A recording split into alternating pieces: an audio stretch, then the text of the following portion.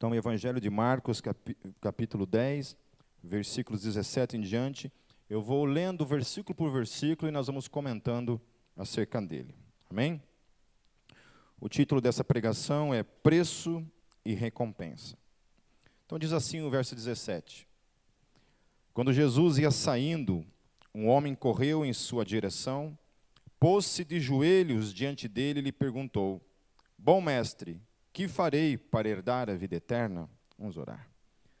Pai, mais uma vez nós oramos. Mais uma vez entregamos os nossos corações diante de Ti. Deus, nós não somos merecedores de nada, nem de estarmos nesse lugar, nem de estarmos diante da Tua palavra. Tudo que nós recebemos nessa noite é um privilégio, é uma graça recebida direto do Teu trono sobre as nossas vidas. Fale conosco por meio do Teu Espírito, em nome de Jesus. Amém.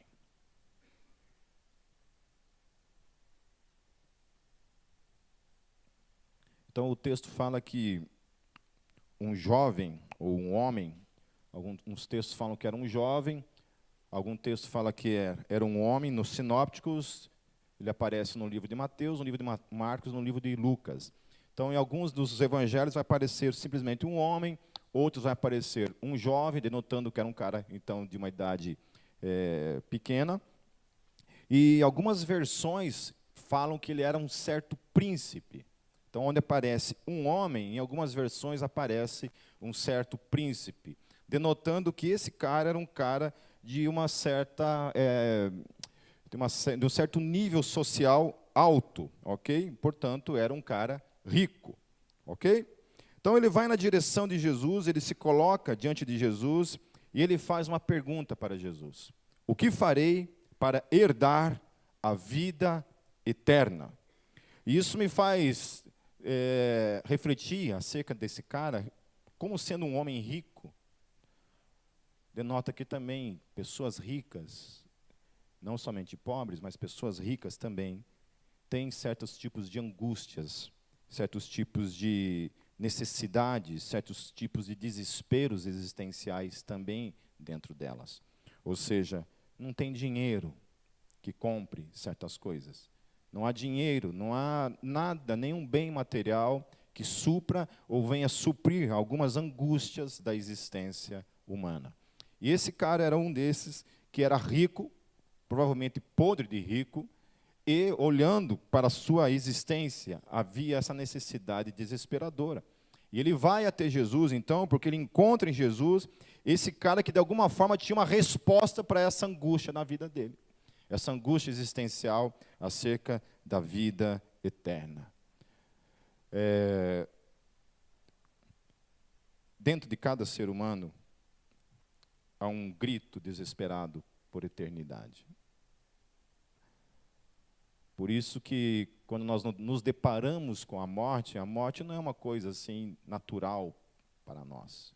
Por mais que a gente tente fazer esforços para vê-la como algo natural, a morte não é algo natural aos nossos olhos. Sempre quando a gente se defronta com ela, em especial com pessoas que nós amamos, são próximas da gente, ela nos causa dor, nos causa sofrimento. Amém? Certo? Então, para esse cara também havia esse grande dilema, essa grande questão que envolve a nossa vida, que é essa questão ligada à morte. A morte e o que vem depois, ligada à questão, então, do porvir, e essa angústia de eternidade que existe em cada um de nós. A maior parte dos ateus que eu conheço, que hoje estão na internet, são a maioria ex-evangélicos, ou vêm de um berço evangélico, um berço católico, e supostamente tem um tipo de decepção, um tipo de libertação com relação à religião, e, portanto, hoje, olha para a sua realidade como ateu com uma grande vantagem, um tipo de evolução intelectual, uma evolução existencial. Então, se entende que é uma evolução existencial. Antes você acreditava em vida após morte, você acreditava na eternidade, na imortalidade da alma, e agora você passa por esse processo de evolução a partir do momento então, que agora acabou. Você crê então que morreu, acabou. Não tem conversa. Não tem mais. Acabou, morreu, volta para o pó, pum, acabou. Nunca mais você voltará a existir, nunca mais você voltará a compor a existência, seja qual for a forma em que isso se aplique. Eu não olho para isso como uma questão evolutiva, eu olho para isso como uma questão de desespero absoluto. Total e absoluto. Para mim é um desafio muito grande. Olhar para pessoas que pensam assim e achar que isso é algum tipo de evolução, algum tipo de vantagem evolutiva, mental, racional. Ok? Não vejo isso como vantagem. Obviamente que o cristão está em vantagem absoluta quando nós está se tratando dessas duas questões. Questão, se existe vida após morte e se não existe vida após morte. O único que está em vantagem aqui é o cristão. Por quê? Vou até a porta se for preciso. Você que está rindo mesmo aí. Responda aí, sem vergonha. Por que o cristão está em vantagem?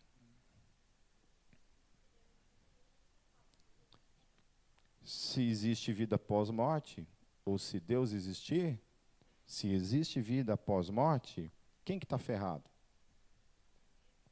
O ateu, porque não crê na existência de Deus, né? Tem algumas respostas ateístas que são bem interessantes, né? Por exemplo, segundo eles supõem que o dia que Jesus voltar, por exemplo, Jesus vai chegar e vai perguntar para eles, né? Assim, Jesus, ele vai parar, dar um tempo, assim, ele vai prestar atenção só nele, assim, fala assim, filho, por que você não acreditou em mim? Aí ele vai responder assim, porque não tive evidências suficientes. Daí Jesus vai falar assim, então tá, vai para os quintos dos infernos agora, pronto. Ele acha que vai ser assim, parece que Jesus vai parar. Né? Vocês acham mesmo que isso vai acontecer? Você acha que esse tipo de argumentação faz sentido quando esses céus se abrirem e o Rei da Glória rasgar o céu? Você acha que alguém vai bater no peito e vai falar assim, não é que você existe mesmo? Vocês acham que isso vai acontecer? Ou as pessoas vão em desespero clamar que os montes caiam sobre eles? Se possível fosse, rasgasse a própria carne e deixasse de existir. Tamanho o terror que vai ser esse dia. Quando o Rei da Glória aparecer. E a outra vantagem que o cristão tem sobre o ateu é que se não existe vida após morte, meus queridos, vou falar mais uma vez isso para deixar bem claro para vocês. Se não existe vida após morte, você nunca vai poder achar essa resposta. Por quê? Porque se não existe vida após morte, o que vai acontecer quando você morrer? Então, como é que você vai descobrir que não existe vida após morte? Se você não tem como morrer e se não tem nada do outro lado, como é que você vai descobrir? Entenderam? Não? Acho que eu confundi, né? Eu vou voltar aqui.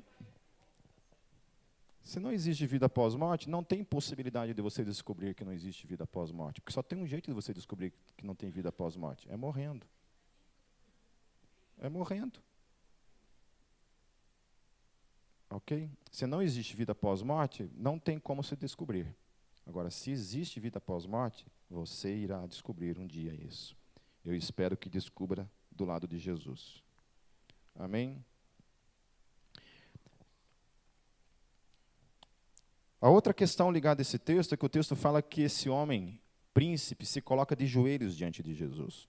Isso denotava, então, nesse homem um tipo de humildade. Mesmo sendo um homem rico, havia nele uma certa humildade. Então, nem todo rico, meu querido, é necessariamente uma pessoa soberba. Assim como nem todo pobre é necessariamente humilde. Amém? Na cultura brasileira tem muito essa questão de confundir humildade com pobreza.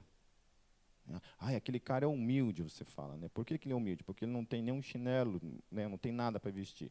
Não é isso. Humildade não é isso.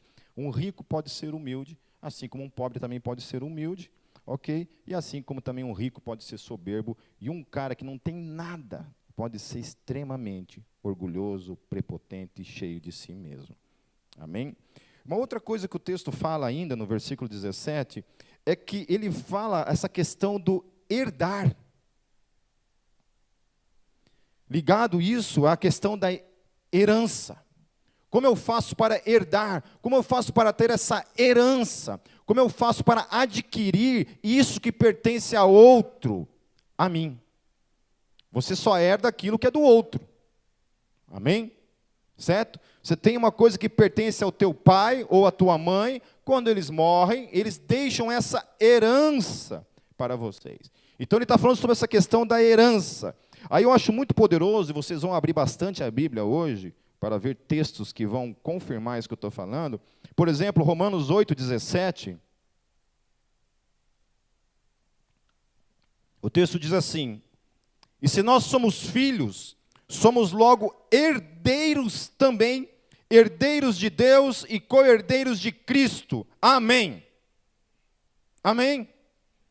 Somos herdeiros de quem? Do Pai, em Cristo Jesus. Amém? Tudo aquilo que é de Cristo é também nosso, porque nós somos co-herdeiros. Estamos juntos, participantes da mesma herança que pertence a Cristo. Essa mesma herança também é nossa. Aleluia. Amém? É essa herança que esse cara está atrás. Ele quer essa herança para a vida dele. Ele clama por essa herança. E aí, meus queridos, o que é interessante aqui, porque é o seguinte: herança só é possível para aquele que é filho.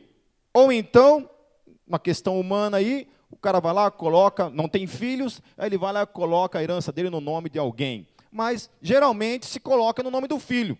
E aí a questão é o seguinte: se nós somos co-herdeiros em Cristo Jesus, aí a minha pergunta para mim e para você, desde hoje para sempre, é: a filiação, ela é um processo ou ela é um ato? A filiação tua, Aninha, você é filho da tua mãe, você é filha da tua mãe, sua filha da mãe, você é filha da tua mãe, por meio de ato ou é um processo? Oh, pensou 3 vezes ainda, meu Deus do céu. Aí, gente, o que vocês são? Por ato ou por processo? Fala de novo. Ato. Amém? Todos nós somos filhos de Deus por ato, não por processo. Amém? Quem crê em processo é outro tipo de teologia, gente. Que você é filho agora, daqui a pouco não é, agora é filho, agora não é, e fica nesse samba do Satanás. Amém? Ou nós somos filhos em ato, ou nós não somos. Não tem como você ser filho e não ser filho. Não tem como você ser herdeiro e não ser herdeiro. Ou você é em ato ou você não é em ato. Em nome de Jesus, entendam isso. Amém? Porque isso faz toda a diferença, meus queridos, nas nossas vidas. Ser filho de Deus. Eu acordo todos os dias com essa convicção no meu espírito. Em ato. Fui gerado. Não estou sendo um processo de cada dia me tornando um pouquinho mais filho de Deus. E se amanhã eu fizer alguma burrada, eu deixo de ser filho de Deus. E nós vamos ver aqui para frente por que tem essa implicação. Lá em João 5, 24 a 29, olha o que o texto fala.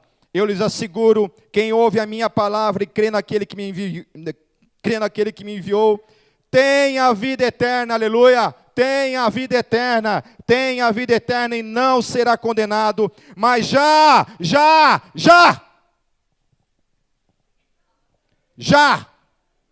Por que eu estou falando isso? Estou meio nervoso isso, gente. Sério, porque eu não aguento mais ver gente perdida, sem ter convicção de quem é em Cristo Jesus. Meu Deus do céu, isso precisa morrer. Isso precisa morrer, meus queridos. Ou nós cremos nas Escrituras ou não cremos. Vamos parar de fazer malabarismo com a Bíblia. Gente, Jesus está dizendo que quem crê tem a vida eterna e não será condenado, mas já passou da morte para a vida, aleluia. Você já passou da morte para a vida, amém? Ou está morto ainda? Se está morto, está endemoniado ainda. Então não tem como eu acordar, uma hora estou vivo, uma hora estou morto, uma hora estou vivo, uma hora estou morto, misericórdia. Uma hora eu tenho vida eterna, uma hora eu não tenho. Afinal de contas, é em ato ou é processo? Eu lhes afirmo que está chegando a hora, aleluia, e já chegou, em que os mortos ouvirão a voz do Filho de Deus, e aqueles que a ouvirem viverão, pois da mesma forma como o Pai tem vida em si mesmo, Ele concedeu ao Filho ter vida em si mesmo, e deu-lhe autoridade para julgar, porque é o Filho do homem. Não fiquem admirados com isto, pois está chegada a hora em que todos que estiverem nos túmulos ouvirão a sua voz, e sairão. Os que fizeram o bem ressuscitarão para a vida, e os que fizeram o mal ressuscitarão para serem condenados. Eu acho muito massa essa parte, condenados. Condenados. Porque Jesus é um cara legal, mas o que estraga é o fã-clube, não é mesmo? Olha que Jesus legal que nós temos nas Escrituras, que vai mandar os caras queimar no fogo do inferno. Que legal que Jesus é.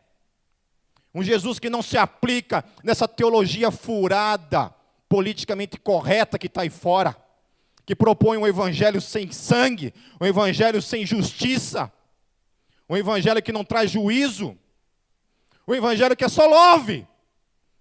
Vem para Jesus, na sacanagem, venha do mesmo jeito, não mude nada na sua vida, seja essa tranqueira a vida inteira. Esse Jesus todo mundo quer, meu querido. Até o Satanás aceita para ele como salvador da vida dele. Esse Jesus até o diabo quer. Aliás, foi ele que criou esse Jesus. Esse Jesus lindo. Paz e amor. Só love. Queridos, eterno não significa somente algo sem começo ou fim, mas sempre um tipo de vida, isto é, uma essência. Não é simplesmente vida, é a vida do Filho. Sua essência é eterna em cada um de nós. Por isso que você é eterno, porque você tem Cristo na sua vida. Aleluia. É porque nós temos Cristo na nossa vida que nós somos eternos. Porque Ele é eterno. Amém? Porque Ele é eterno. Porque Ele é eterno. Nós temos vida eterna. Amém? Então, se eu tenho Cristo na minha vida, que é eterno, porque só aquele que é eterno pode dar eternidade, e Ele vive em mim, portanto, eu também passo a ter essa vida que é eterna. Portanto, somos eternos. Amém? Ou não é? Ou está no processinho ainda? Ou Jesus te deu, mas não te deu, assim, Ele está meio que ainda esperando, sabe? Eu acho interessante isso, porque Jesus, em algum momento, assim, Ele foi um cara meio iludido com você, assim, Ele acreditou assim, poxa, esse cara tem capacidade de se salvar, viu? Eu vou dar uma chancinha para ele. Vamos fazer o seguinte, vamos complicar um pouco mais a vida. Antes nós tínhamos o decálogo ali, que era um pouquinho mais simples a coisa. Você observava algumas leis ali, fazia alguns ritos, e estava tudo certinho.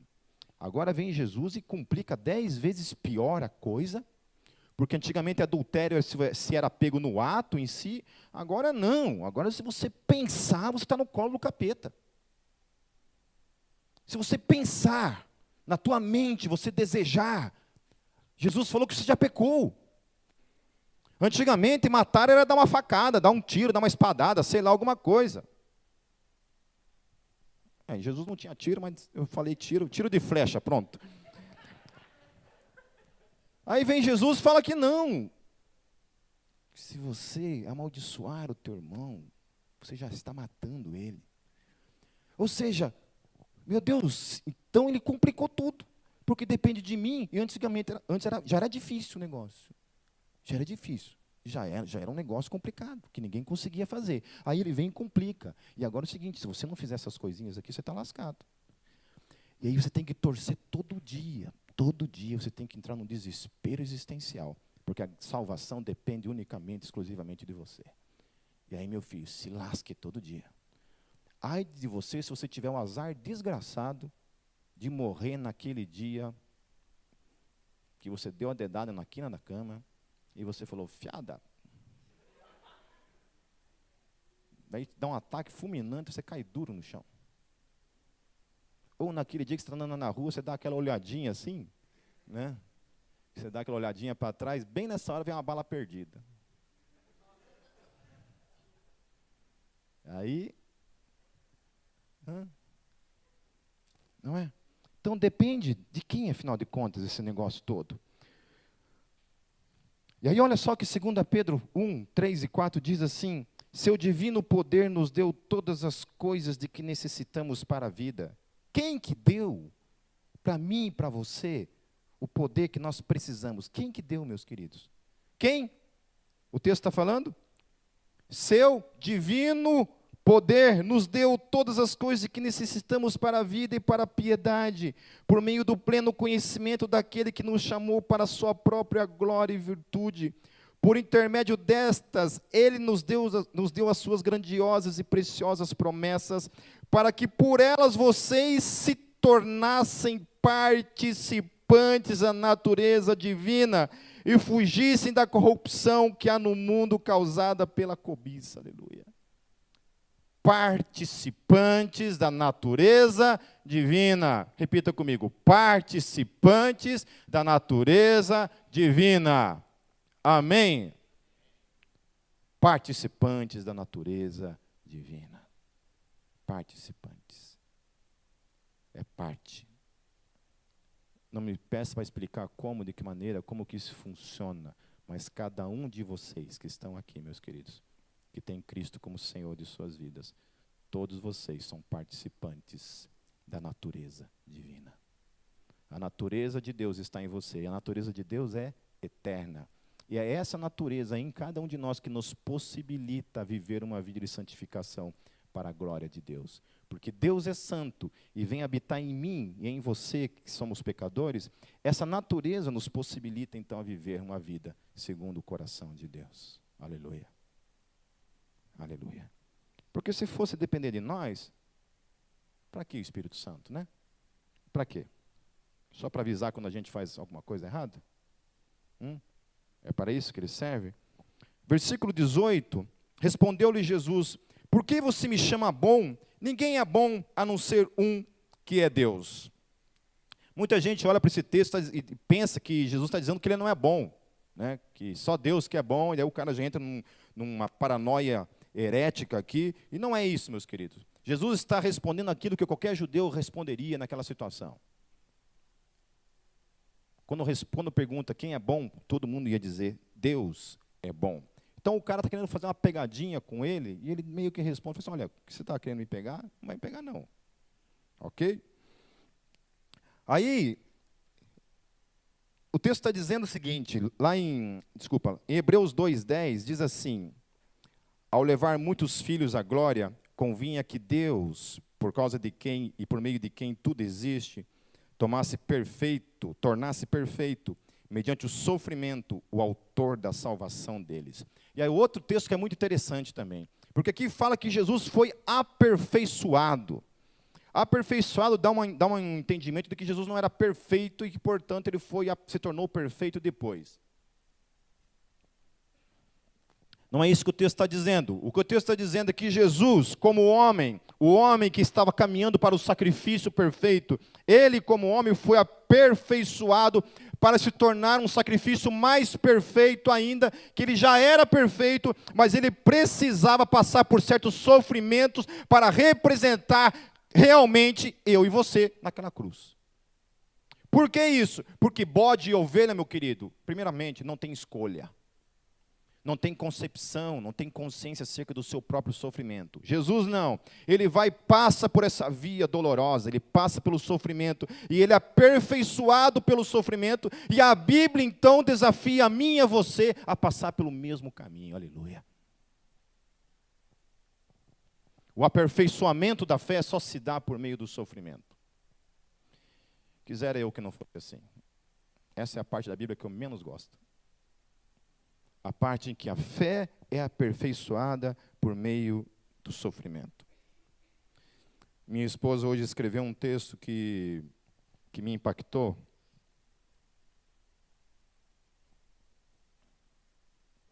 Eu queria ler para vocês. Quem já leu, lê de novo. Porque ele vive, eu posso crer no amanhã. Eu acordei hoje com essa música na cabeça. Aleluia. Ele vive. Há mais de 2000 anos, ele ressuscitou. E o dia de hoje serve para nos trazer esperança, porque assim como ele nos amou e morreu por nós, ele ressuscitou e está sentado à direita de Deus Pai. E um dia ele voltará. Ele enxugará dos nossos olhos toda lágrima. Não haverá mais morte, nem tristeza, nem choro, nem dor. Aleluia. Acordei também com uma triste notícia de uma menina que se suicidou em decorrência de sofrimento e depressão. Para quem caminha comigo, sabe que há uns 5 anos eu venho lutando contra a depressão. E posso dizer que a depressão roubou muita coisa de mim. Muitas e muitas vezes até a própria esperança. Mas ele nunca deixou que ela roubasse a minha fé. Por mais escura e longa que possa ser a caminhada, eu sigo crendo. Não falo de sentimentos, pois, como eu disse, a depressão rouba eles também, pelo menos os bons. Ela amplifica sentimentos ruins, mas os bons, esses vão embora. Mas falo da verdadeira fé, de lutar para não acreditar nas mentiras e sim acreditar nas verdades. Às vezes o que resta é só escuridão. Mas é nessa escuridão que nossa fé é forjada. Não o sentimento fé, mas a escolha fé, que independe de sentimentos, cores e sabores, mas sim de uma escolha diária. Assim como a esperança, o amor, o perdão e até mesmo a alegria. Nada disso é feito de sentimentos, mas de constantes escolhas. Dia a dia eu escolho crer. Dia a dia eu escolho amar. Dia a dia eu escolho perdoar. E dia a dia eu escolho ser feliz. E os dias que eu não consigo escolher por esses sentimentos, quando o cinza é mais forte que eu mesmo, eu continuo escolhendo crer nele. E ele me ajuda a passar por esses dias frios. Mesmo eu não o vendo, e muitas vezes não o percebendo, ele está lá, dizendo: filha, tudo isso vai passar. Aguente mais um pouco. Você ainda tem um longo caminho. Tem muitas vidas à sua volta que precisam desesperadamente de amor, de luz, de salvação. Você ainda tem muitas meninas como essa para amar. Mas não se preocupe. Eu estou contigo e logo, logo você estará em casa. E por isso hoje é um dia de festa, sim. Ele vive, Maranata. Amém. Aleluia. Eu queria aplaudir a minha.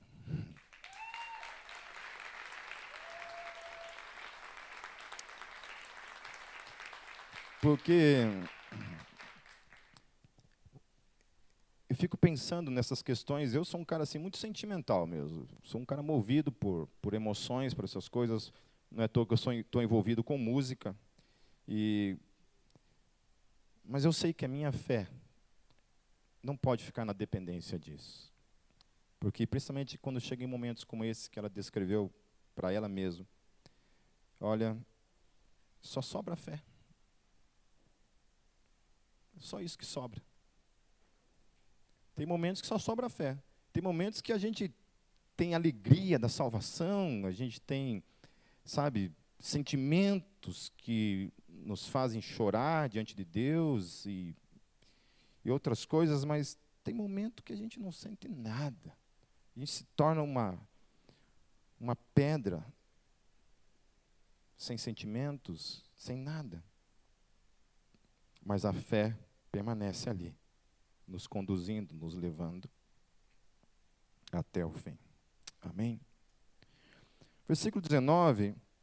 Você conhece os mandamentos: não matarás, não adulterarás, não furtarás, não darás falso testemunho, não enganarás ninguém, honra teu pai e tua mãe.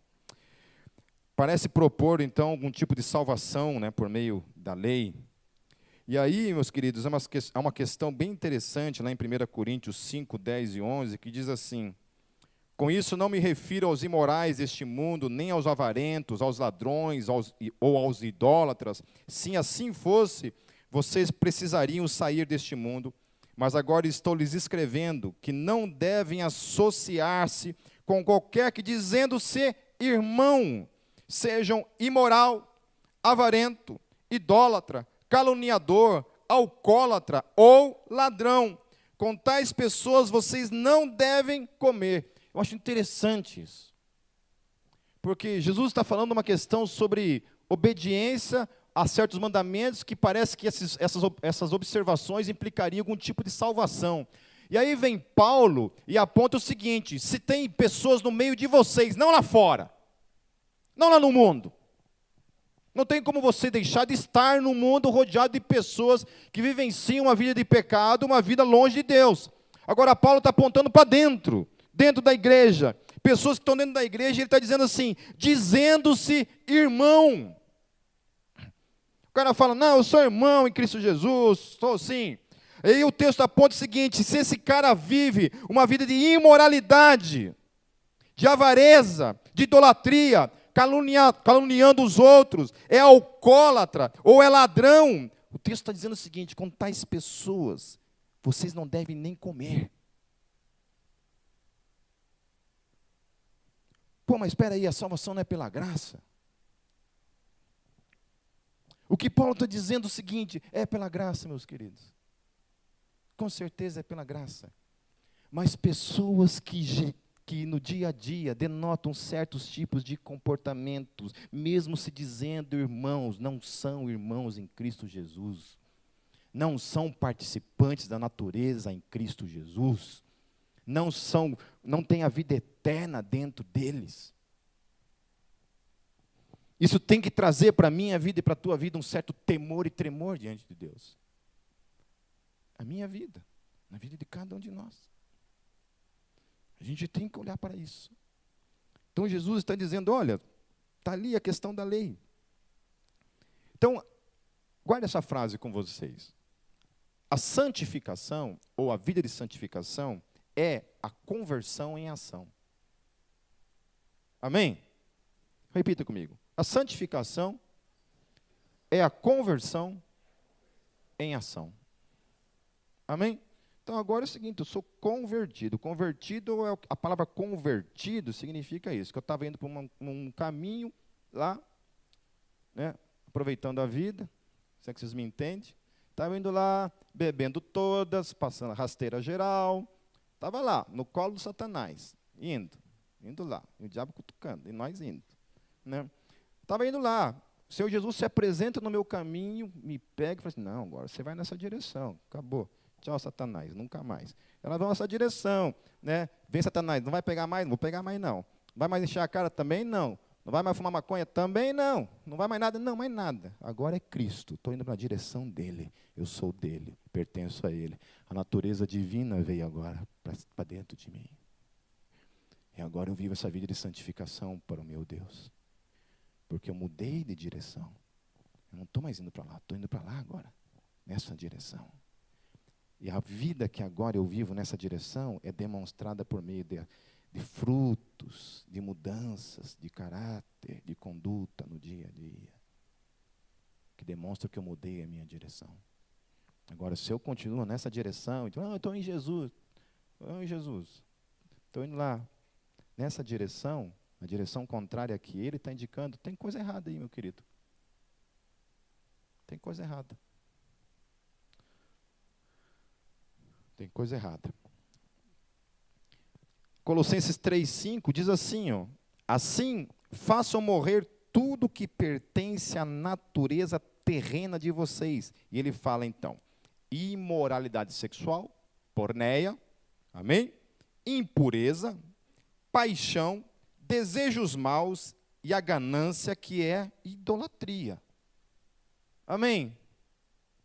Amém? Então é o seguinte, queridos, parem de postar cocô na sua timeline. Você tomando cachaça. Sério. Outra questão é, pare de postar fotinho na academia, selfie de cima, assim. É sério. Amém? Então, sério mesmo, eu vou postar uma foto do meu popozão um dia lá. Aí eu quero ver quem vai chiar. Falei, se vocês podem, eu também posso. Não querem? Então, por favor, se comportem como filhos de Deus, amém? Se comportem como filhos de Deus que vocês são. Amém? Ninguém está falando aqui para você parar de cortar os pelos do sovaco. Ninguém está querendo dizer para as mulheres aqui deixar o bigode crescer. Não é isso. Mas, queridos, sério mesmo, vocês tomem cuidado com aquilo, com a postura no dia a dia. Não só vocês, eu tenho que tomar cuidado o tempo todo. O tempo todo.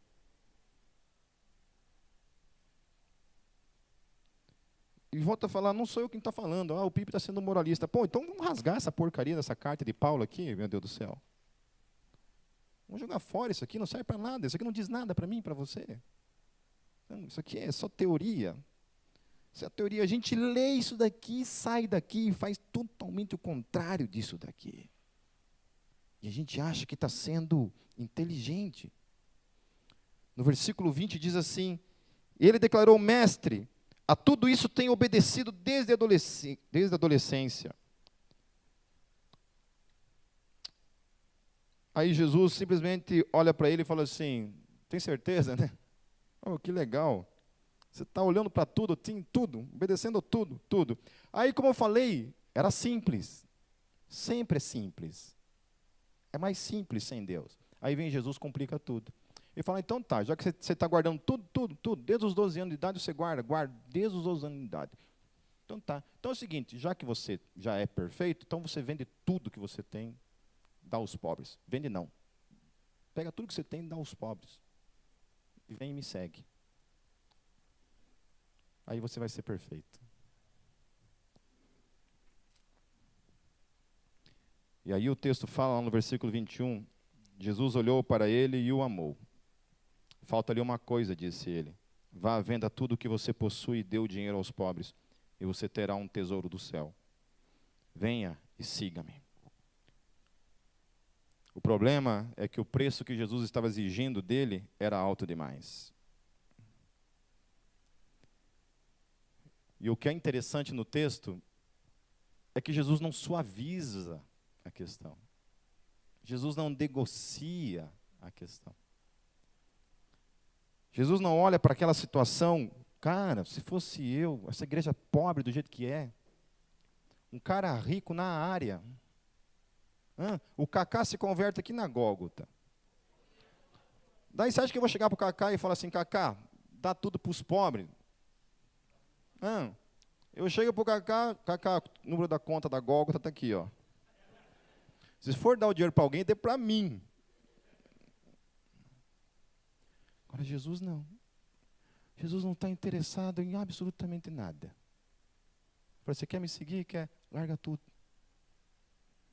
Se desapegue a tudo aquilo que te dá segurança. E me tenha como Senhor absoluto da sua vida. Já pensou se Jesus te chamasse hoje para você ser um missionário lá na Índia? Largar tudo. Largar tudo.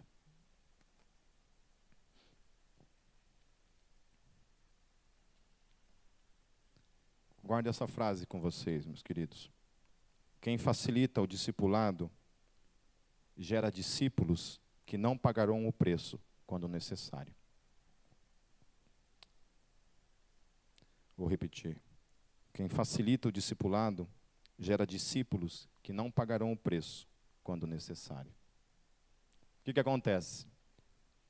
A fé cristã começa tudo lindo, tudo bonito, vem para Jesus do jeito que você está, aí de repente o Espírito Santo começa a gerar em quem é de fato nascido de novo, mudança.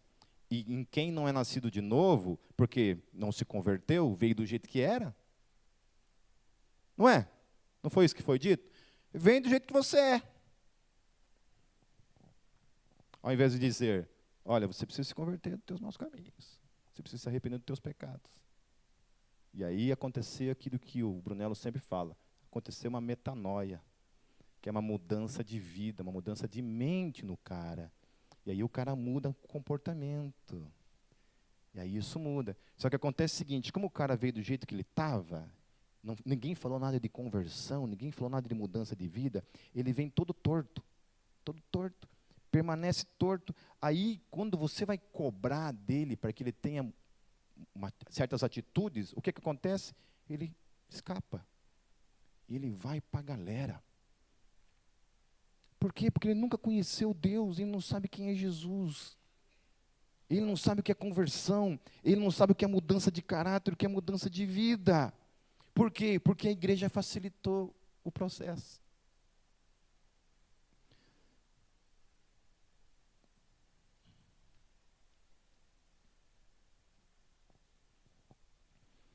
E a isso nós devemos o evangelicalismo que nós temos até hoje. Que desde que nasceu esse troço chamado evangelicalismo, o que é o evangelicalismo? É esse desespero de pregar o evangelho para o mundo todo, ganhar o mundo todo para Jesus, com uma condição: negociar o evangelho. Apresentarmos então ao mundo, não o evangelho, mas um evangelho mamão com açúcar. Um evangelho bonitinho. Um evangelho paz e amor. Que é o que o mundo quer. Esse Jesus que todo mundo quer. É um Jesus que não exige mudanças, não exige transformação, não exige mudança de caráter nenhuma. Que é o que o mundo quer. E aí quando vem alguém e apresenta o evangelho, é chamado do quê? Fundamentalista, moralista, istas. Certo? Então hoje é assim, funciona assim. Para que o evangelho, o desespero para ganhar o mundo, a gente negocia o evangelho. Então hoje você não chega mais para prostitutas e prega o evangelho de conversão, de mudança de vida. Você chega e fala assim, não, fique do jeito que você está, que Jesus vai transformar a tua vida. Fique assim. Então a gente não tem mais um evangelho transformador. Nós temos um evangelho que se adapta a tudo que está lá fora. Estou quase encerrando. Versículo 22. Diante disso, ele ficou abatido e afastou-se triste, porque tinha muitas riquezas. Versículo 23, aliás, antes disso, Hebreus 12, 1-3, diz assim: portanto, também nós, uma vez que estamos rodeados por tão grande nuvem de testemunhas, livremo-nos de tudo que nos atrapalha e do pecado que nos envolve, e corramos com perseverança a corrida que nos é proposta, tendo os olhos fitos em Jesus, autor e consumador da nossa fé. Ele, pela alegria que lhe fora proposta, suportou a cruz, desprezando a vergonha, e assentou-se à direita do trono de Deus. Pensem bem naquele que suportou tal oposição dos pecadores contra si mesmo, para que vocês não se cansem nem se desanimem. Aleluia! O que eu acho muito poderoso nesse texto é que Jesus olha para onde? Pela alegria que lhe foi proposta. Qual era a alegria que foi proposta a Jesus? E por causa dessa alegria ele suportou tudo, por causa de mim e por causa de você. Porque eu e você éramos esse grande prêmio dele, que ele comprou por meio do seu sangue naquele dia na cruz. Aleluia.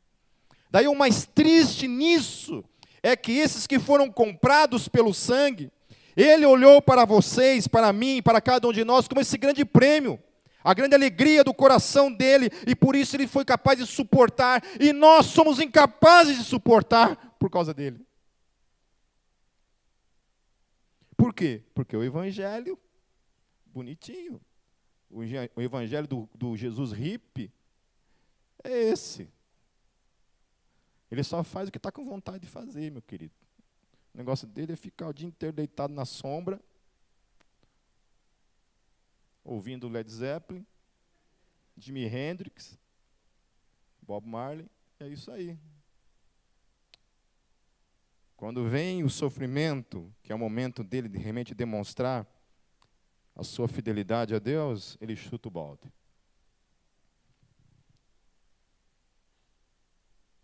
Ao ponto que Jesus então diz assim, Jesus olhou ao redor e disse, a partir do versículo 23, Jesus olhou ao redor e disse aos seus discípulos, como é difícil aos ricos entrar no reino de Deus. Os discípulos ficaram admirados com essas palavras, mas Jesus repetiu, filhos, como é difícil entrar no reino de Deus. É mais fácil passar um camelo pelo fundo de uma agulha do que um rico entrar no reino de Deus. Aí existe uma divergência textual. Alguns textos, a maior parte dos textos traz camelo, mas algumas palavras no grego aparecem como corda. Então, fica difícil entender esse negócio, e alguns tentam interpretar, então, o camelo como uma agulha como uma porta, onde o camelo tinha que se prostrar e meio que caminhar de joelhos. Era muito pouco provável que um camelo conseguisse de joelhos atravessar essa porta. E tem a questão de uma corda para tentar passar pelo fundo de uma agulha, que também é muito difícil. Em todo caso, o que Jesus está dizendo é que dificilmente um rico entra no reino dos céus. Amém? Aí eu continuo dizendo assim, o preço obviamente não consistia somente, meus queridos, em dinheiro, porque lá no versículo 26, os discípulos ficaram perplexos e perguntavam uns aos outros, neste caso, quem pode ser salvo? Porque se é um preço tão alto assim a ser pago, quem que pode ser salvo? Diante de algo tão radical que Jesus está apresentando, aleluia! Quem que pode ser salvo mediante um chamado tão radical como esse que é apresentado pelo Senhor Jesus? Inegociável, não negocia, não alivia.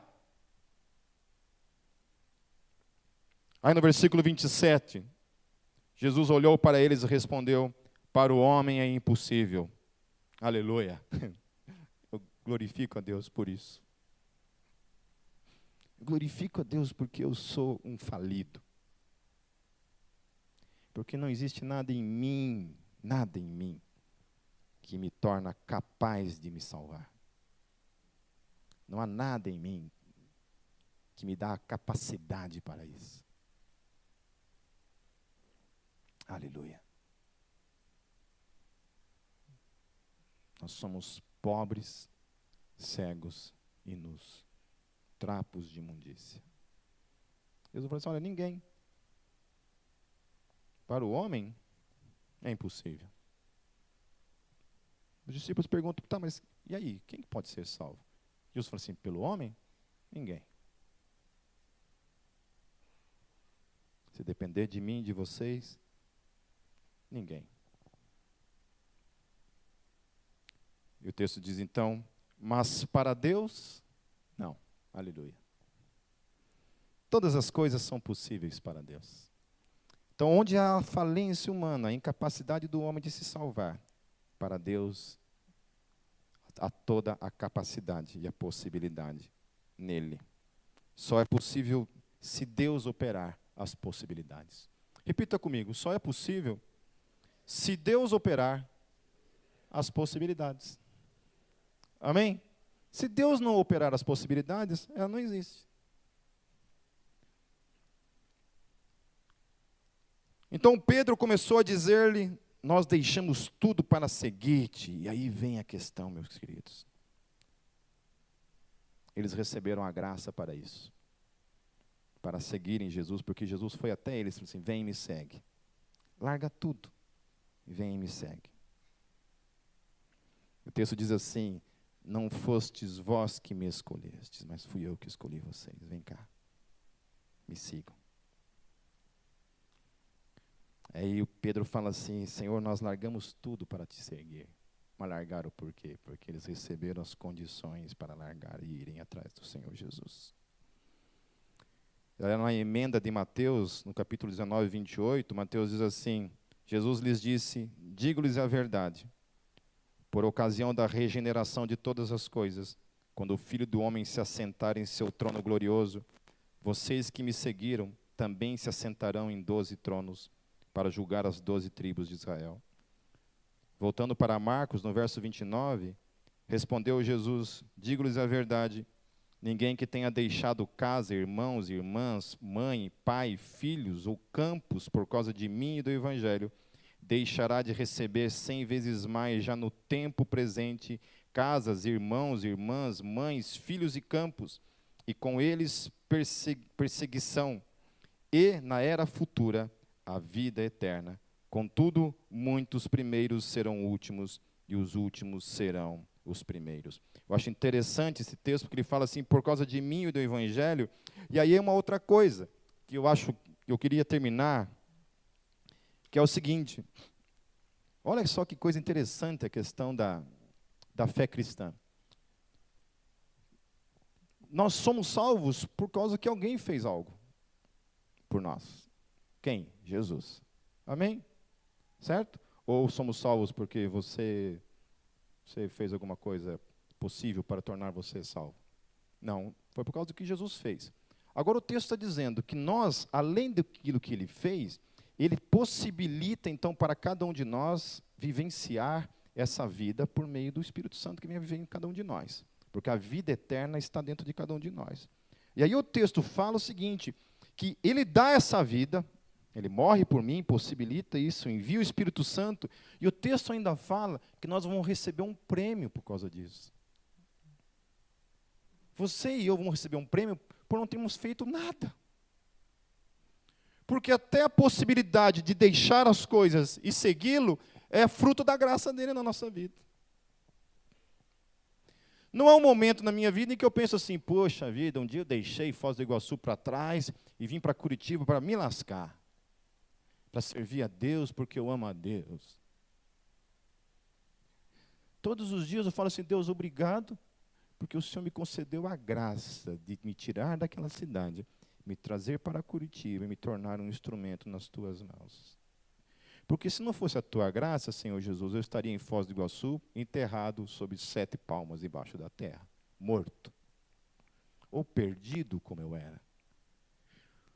Provavelmente separado da minha esposa. Provavelmente voltado à minha velha vida, sabe mais o quê? Agora, a tua graça possibilitou tudo isso na minha vida e hoje eu estou aqui fruto da tua graça. Então não é mérito. E aí o texto fala que lá naquele grande dia, quando o Senhor Jesus voltar, Ele ainda vai nos conceder presentes. A vida, em definitivo, na sua presença, para todo o sempre. Então a gente falou sobre muita coisa nessa noite. Nós falamos sobre o ato da vida eterna, da filiação. Nós falamos que esse ato gera em nós mudanças, porque se não gerou mudanças, tem alguma coisa errada nesse processo. E nós estamos falando que todos esses atos são frutos da graça, por isso é o momento de olhar para a condição em que cada um de nós nos encontramos. E no final de tudo isso, meus queridos, nós receberemos a recompensa que não foi produzida por nós, que é fruto da graça. Por isso, tudo se resume em graça. Para aqueles que receberam a abundância da graça em Cristo Jesus. E caminhemos nela para todo o sempre. Amém.